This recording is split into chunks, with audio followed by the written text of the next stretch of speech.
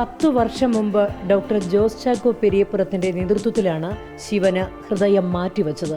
മസ്തിഷ്ക മരണം സംഭവിച്ച ഇടുക്കി സ്വദേശി തോമസ് വർഗീസിന്റെ ഹൃദയമാണ് അന്ന് ശിവന് നൽകിയത്.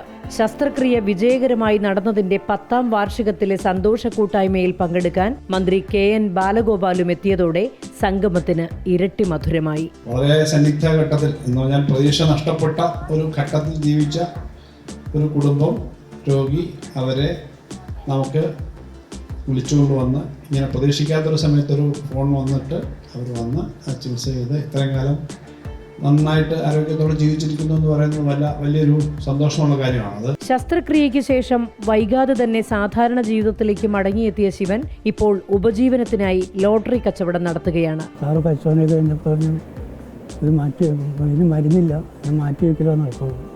അങ്ങനെ സാറിനെ കണ്ട് അങ്ങനെ ചെക്കപ്പൊക്കെ നടത്തി പോയി. ഒരു 1.5 മാസത്തിനുള്ളിൽ കിട്ടി. പെരുമ്പാവൂർ പടിക്കൽപ്പാറ സ്വദേശിയായ ശിവന് ഹൃദയം ക്രമാതീതമായി വികസിക്കുന്ന ഡൈലേറ്റഡ് കാർഡിയോ മയോപ്പതി എന്ന അസുഖമായിരുന്നു. ചികിത്സ ഫലം കാണില്ലെന്ന അവസ്ഥയിലാണ് ഹൃദയം മാറ്റിവെക്കാൻ തീരുമാനിച്ചത്. മെഡിക്കൽ ട്രീറ്റ്മെന്റിന്റെ വിജയത്തെക്കാൾ ഉപരി ഒരു കുടുംബ സാമൂഹ്യ വിജയമായിട്ട് നമുക്ക് ഇതുപോലെയുള്ള അവയവ മാറ്റിവെക്കൽ ശസ്ത്രക്രിയകളെ കരുതാനാവും.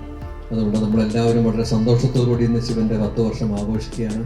ചടങ്ങിൽ ലിസി ആശുപത്രി director father Paul Karedan, director board അംഗങ്ങൾ, ചികിത്സയ്ക്ക് നേതൃത്വം നൽകിയ ഡോക്ടർമാർ, ആശുപത്രി ജീവനക്കാർ തുടങ്ങി നിരവധി പേർ പങ്കെടുത്തു. റിപ്പോർട്ടർ, കൊച്ചി.